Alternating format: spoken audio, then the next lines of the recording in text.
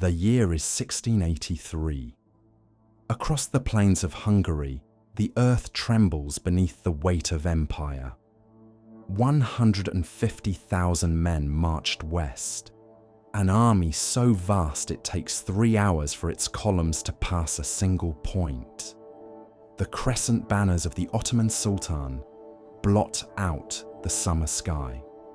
Leading them is Grand Vizier Kara Mustafa Pasha, commander of the most feared army on earth. He has carved a bloody path through the Balkans, leaving conquered cities smoking in his wake. Now he turns his gaze toward Vienna, the golden apple of Europe. If Vienna falls, the road to Germany lies open. If Vienna falls, Italy trembles. If Vienna falls, the fractured kingdoms of Christendom collapse like dominoes. The Sultan has promised Mustafa a golden apple, the ancient symbol of world dominion, if he delivers this final jewel. Europe knows what is coming, yet Europe does nothing. The Holy Roman Empire is weak, divided by politics and pride. Its emperor has already fled Vienna. France watches from the shadows, unwilling to help its rival Austria. The Italian states bicker among themselves. Protestant and Catholic still nurse wounds from wars that tore the continent apart. The great powers see only their own interests. None see the abyss opening beneath their feet. Only one man believes the darkness can be stopped. King Jan III, Sobieski of Poland.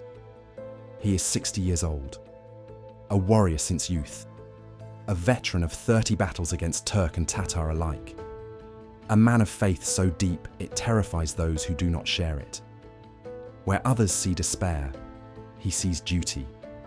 Where others see impossible odds, he sees the hand of Providence calling him to stand. His kingdom is exhausted, his treasury empty, his army numbers only a few thousand, but his faith burns brighter than the sun over the Carpathian mountains. He sends word to Vienna, "Hold, I am coming." He does not ask permission. He does not wait for promises of payment. He simply gathers every man who can ride and begins the longest forced march in Polish history. Because Jan Sobieski understands that some moments transcend calculation. That when civilization stands at the precipice, good men do not count the cost. They pay it. By mid-July, the Ottoman host surrounds Vienna. 150,000 against 15,000 defenders. The walls are old, built before gunpowder could shatter stone. The garrison is small, commanded by Count Ernst Rüdiger von Starhemberg, a man of iron will who knows they cannot win. Yet he refuses to surrender. The siege engines begin their work. Day and night, the cannons roar. Ottoman miners dig beneath the walls, collapsing bastions in eruptions of fire and smoke. The defenders fight for every yard of wall, every hour of daylight. Inside the city, time becomes measured in heartbeats and prayers. Kara Mustafa sits in his silk pavilion, dining on lamb and honey while Vienna starves. He builds a city of tents so vast it takes an hour to walk from end to end. He invites foreign ambassadors to watch the siege as theatre. He is patient. He has already won. Time and hunger are his allies. His officers urge a direct assault, but Mustafa refuses. Why sacrifice men when starvation will do the work? He does not look north. He does not imagine anyone would be foolish enough to challenge him. All of Europe watched the horizon burn and believed Vienna would fall. The question was not if, only when.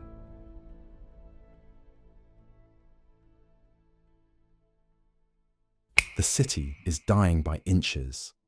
Smoke hangs over Vienna like a funeral shroud. The streets are silent except for distant cannon fire and the screams of the wounded. Food runs low, then lower, then nearly gone. People boil leather belts to make soup. Rats become delicacies. The very old and very young die first, not from Ottoman steel, but from hunger. Water runs even lower. Disease spreads. Dysentery, fever, wounds that will not heal. Yet still they fight. Civilians dig trenches beside soldiers. Old men stand watch on the walls. Young boys carry stones to repair breaches. Women load muskets with steady hands. Every morning, Count Starhemberg climbs the ramparts and counts the breaches. Every morning, there are more.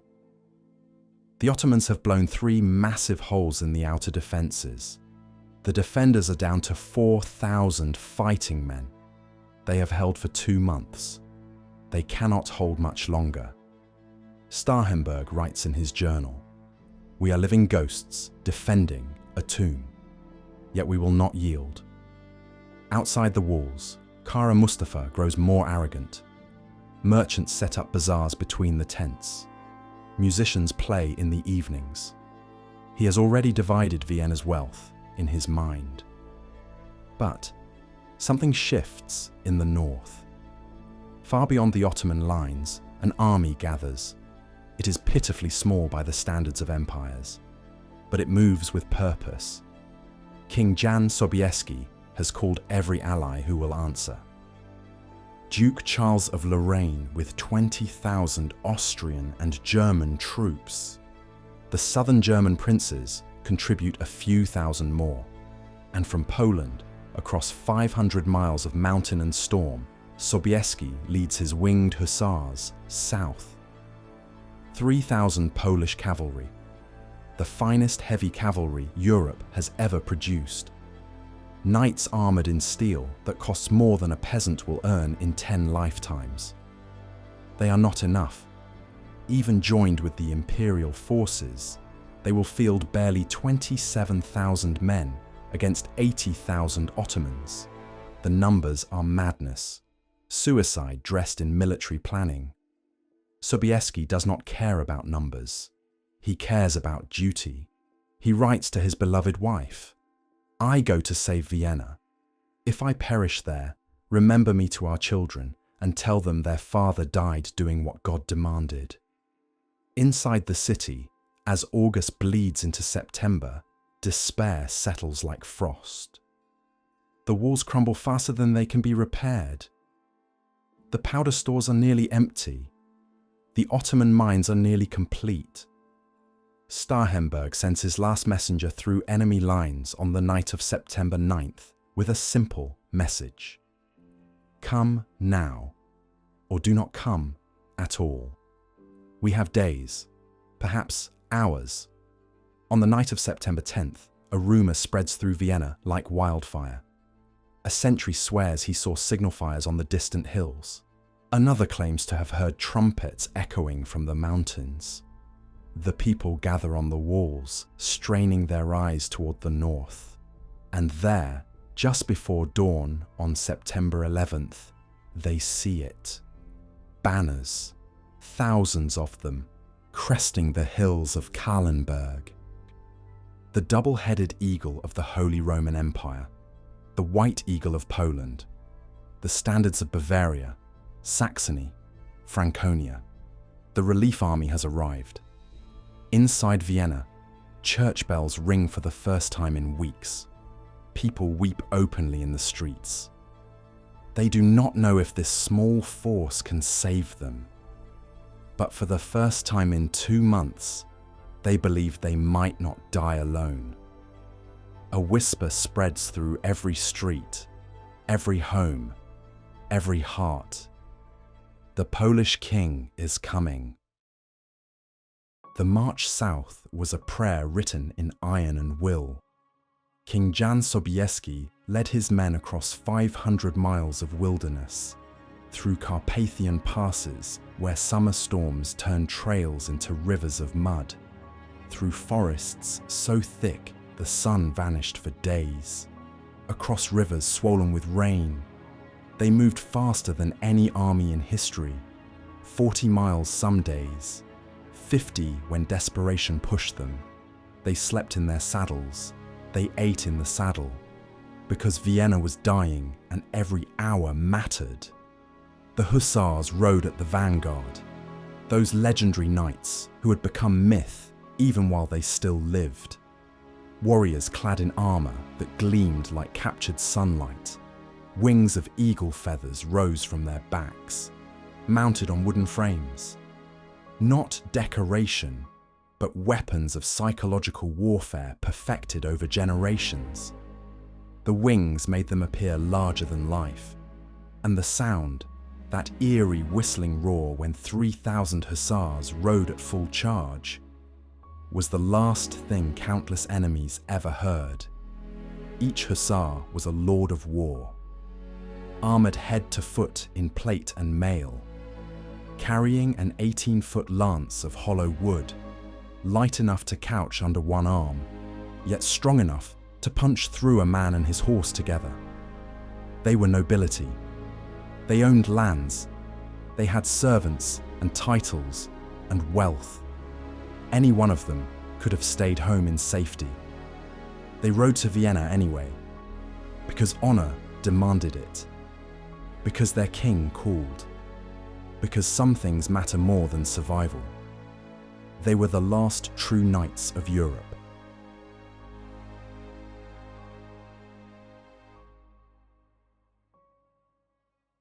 At Tullen, the Polish king joined forces with Duke Charles of Lorraine and the imperial army.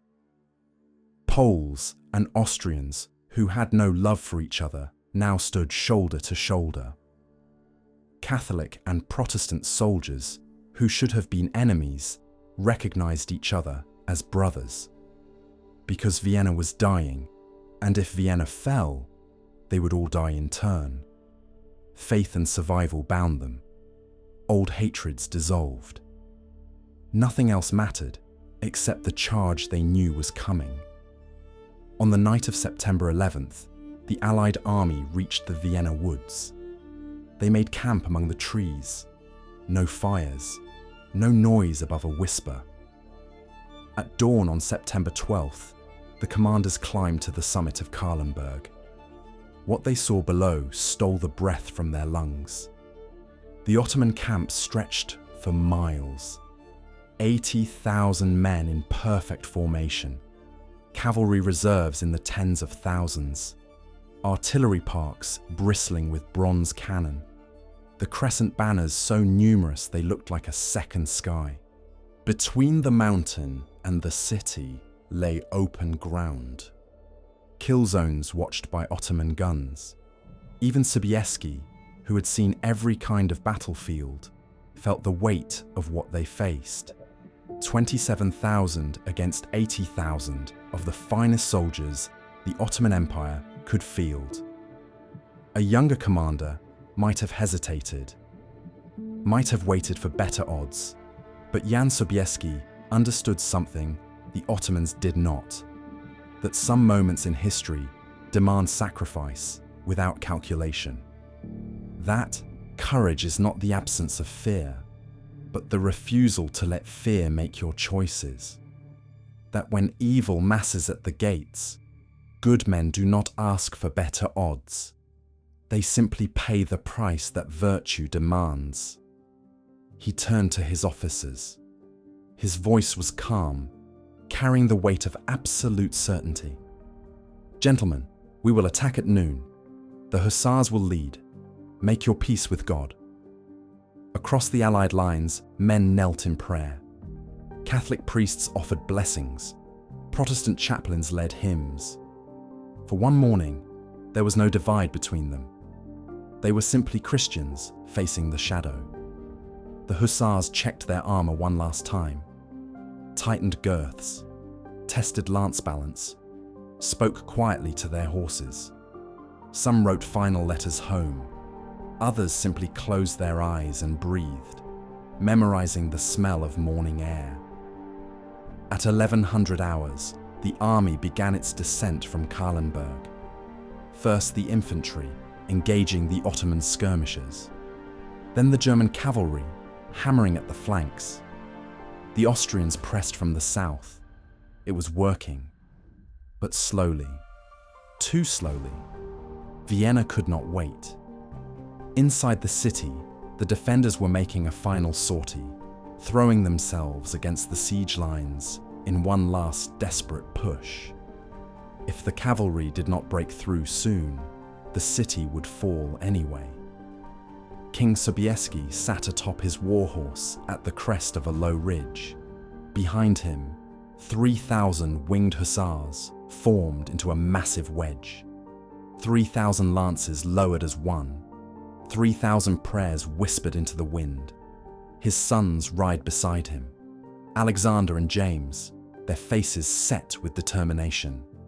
The king raised his saber high, the blade catching sunlight. And the thunder began. At noon on September the 12th, 1683, the heavens opened, not with rain, not with lightning, with wings. 3,000 Polish hussars launched from the ridge like a hammer thrown by the hand of God himself. They started at a trot, then a canter, the rhythm building, the ground beginning to shake. The feathered wings on their backs caught the wind and roared, a sound like 1,000 eagles diving at once. And then they charged. 18,000 allied cavalry followed in their wake.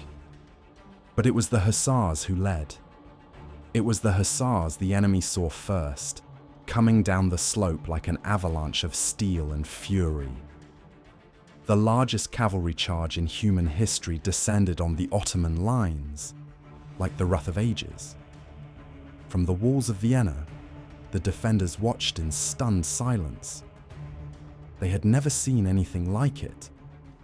A living avalanche pouring down the slopes in perfect formation, wings flashing in the afternoon sun like angels descending to judgment. The Ottoman cavalry moved to intercept. Thousands of Sipahi riders, the finest horsemen of the East, veterans of 100 campaigns. They had never faced the winged hussars before. They lasted 4 minutes. The Polish wedge hit the Ottoman line with the force of a collapsing mountain. The impact was audible even from the walls of Vienna. A thunderclap of steel on steel. 18-foot lances shattered against Ottoman cavalry, throwing men from saddles. The hussars did not slow. They punched through the first rank, then the second, then the third. Every lance that shattered, the rider discarded, drew his saber, kept riding, kept killing. Behind them, the Allied cavalry widened the breach. The Ottoman formation began to crack. First one unit broke and fled, then another. Then an entire regiment turned to run. Then it shattered entirely. Panic spread faster than any sword. Ottoman soldiers who had stood firm against sieges turned and ran. Units that had never retreated fled in chaos. The Janissaries, the elite shock troops who had never known defeat, tried to form defensive squares. The hussars rode them down like wheat before a scythe. King Sobieski was everywhere at once, his warhorse covered in blood, his saber red to the hilt, his voice rising above the chaos. His sons beside him, fighting like the princes they were born to be. He led from the front, because that is what kings do when the world is ending.